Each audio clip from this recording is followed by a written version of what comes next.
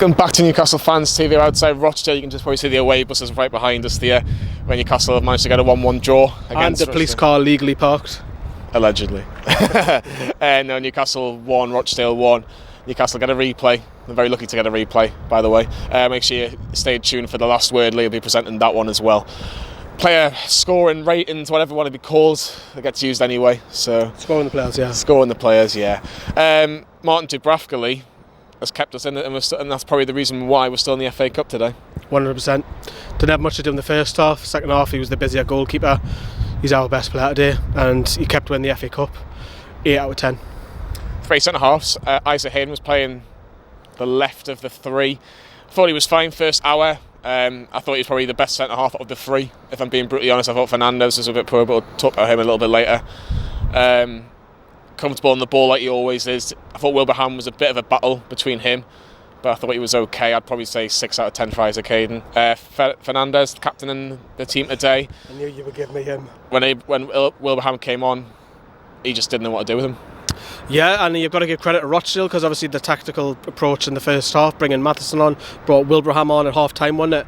Bit of muscle up top, and Fernandes struggled with it. Wilbraham, I thought he bossed him, and they got a lot of joy from like crosses, and he was holding up. So Fernandes struggled today. I'm going to score my 5 straight down the middle. Emil Kraft, you can see why Newcastle fans or Newcastle players, even Newcastle players, didn't even want him on the team today. He just looks nervous, really, really nervous. He needs a good game in him, and I think a lot of people are thinking, right, today this is your chance to go out there, express yourself, get on the ball, and try not to be as nervy as possible. The second half, the defence were woeful, really were woeful, apart from Dubravka, obviously. I'm going to go straight. So I'll go 5. I don't think he was as good as Fernandes. I'll go 4 out of 10 for Emil Kraft today. The left midfield, left wing back rather. Left midfielder, left wing. It was left midfielder to start with, and then left wing back by the end of the game when we were struggling. Christian Atsu. Awesome first half. Found his level. We were joking on the chat before. Boston there right back, and then Rochdale realised it, hooked him off. Their right back brought on Matheson. Then we didn't see Atsu for the rest of the game.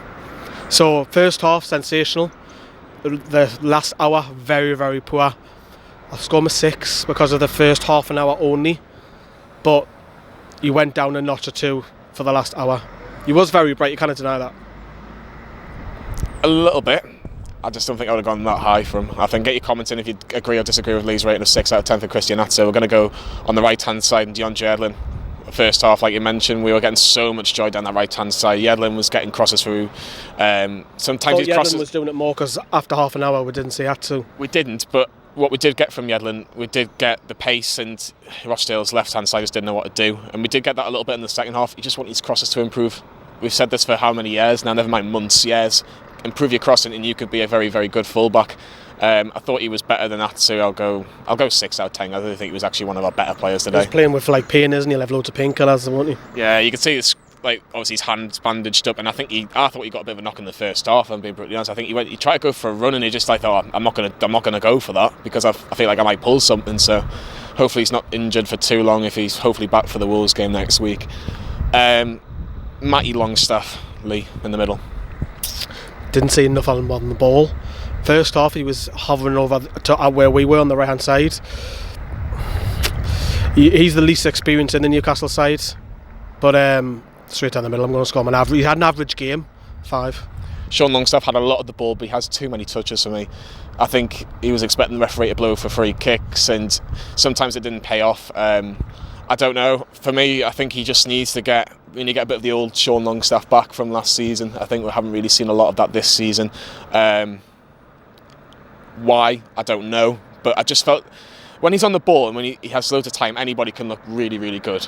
And when he sprays his passes left, right, centre, it's good to see. But there was times where we'll talk about our forward players making runs, and he just wouldn't seem to go for those kind of passes at times. It's Newcastle were inexperienced in that centre midfield. If you look everywhere else in that team, every single player's played 100, 200 games, whereas those two lads combined haven't even played 50 together yet. So I think that showed.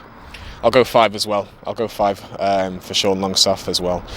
Miguel Miron, goal scorer, took his goal really, really well. And I think Newcastle kind of just lost our attacking threat when he came off.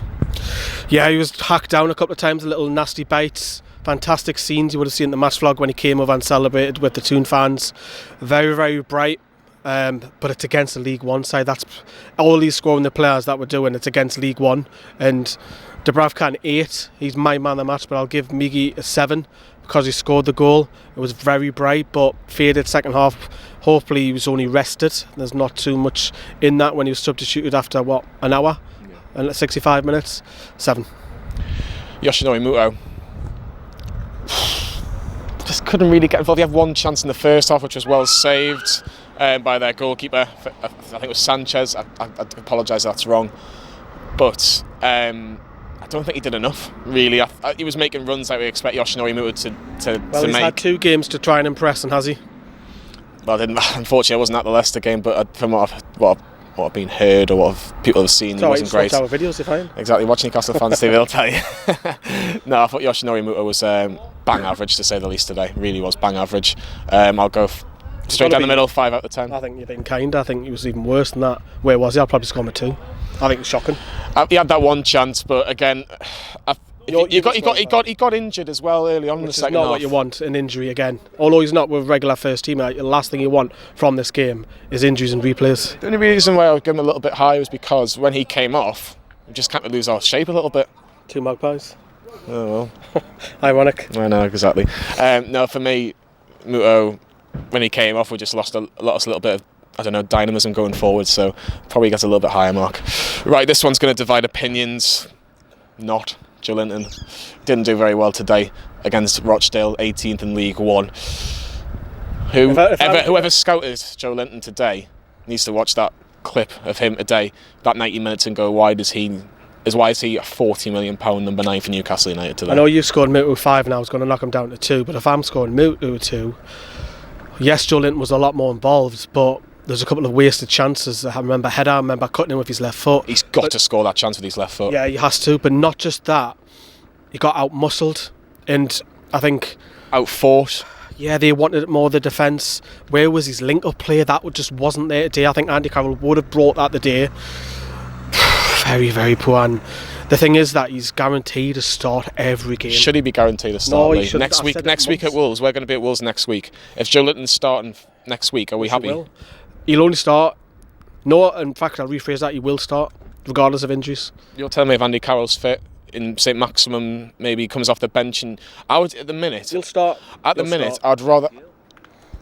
My dad's behind the camera and saying, "Where's Gale?" I think he's been sold. If he's not on the bench, if he's not injured, he must be on the bench. He must be on the bench. If he's not injured, he's getting shifted out. Exactly. So what we're going to go with Joelinton? 1.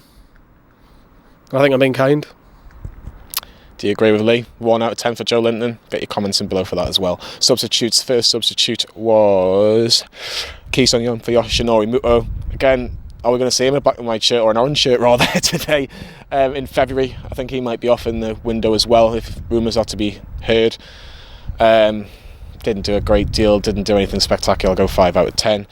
One of the brightest sparks is Matt Ritchie coming on, and we needed him back just to get minutes on the board, on the pitch.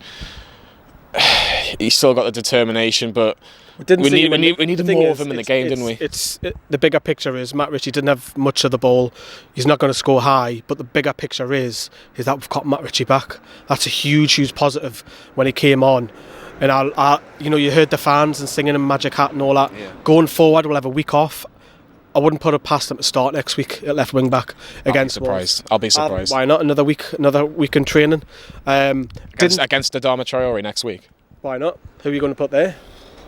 We'll talk about that in the preview. Yeah. But I'm going to score him right down the middle because we didn't see enough of him, but it's bloody fantastic seeing back 5. Steve Bruce played probably the best 11 that he could physically play when you look at the 17, 18 players that he had available to him. And I think if he didn't play some of those 18, like the likes of your Dubravkas, for example, we would be out the cup. Simple as that, if you're looking at that performance. In terms of the actual getting the players that he wanted to play, he could have easily put in 5 or 6 under 23s and gone, right, here's your chance to shine, we're not going to focus on the FA Cup this year, but he has done that. First half, I think, went to plan.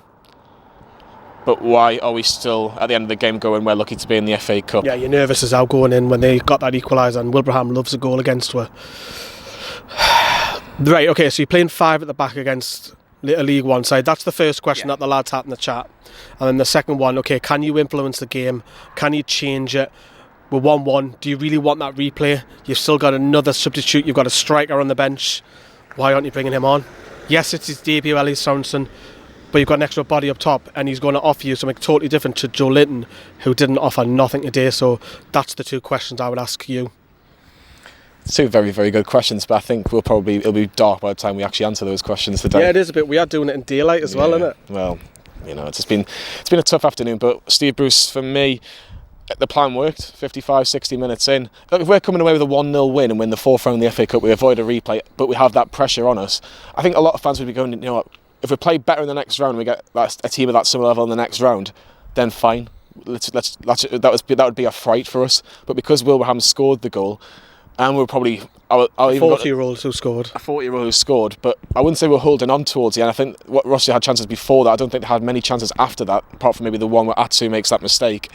He blames the ref. He blames the linesman. Blames the ref. He needs to blame himself, because it wasn't good enough at all today. I'd go 4, and I'm only going to go 4 because of the fact that last 35 minutes, 40 minutes today was appalling. I would have went 3, because we're still in the FA Cup.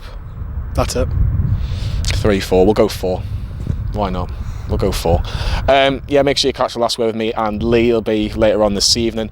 Get your comments in. Who was your man of the match? I think obviously a lot of people will mention Dubravka who was probably the best outfield player today. Is anybody that really caught your eye? And can Newcastle get past the third round? Newcastle don't seem to get past the fourth round most times. Can Newcastle get past little old Rochdale? I know. It's embarrassing to say, isn't it? Little old Rochdale take Newcastle to a replay at St James's Park, and of course we'll be there either a week on Tuesday or a week on Wednesday. Like and subscribe to Newcastle Fans TV, and we'll see you later on this evening.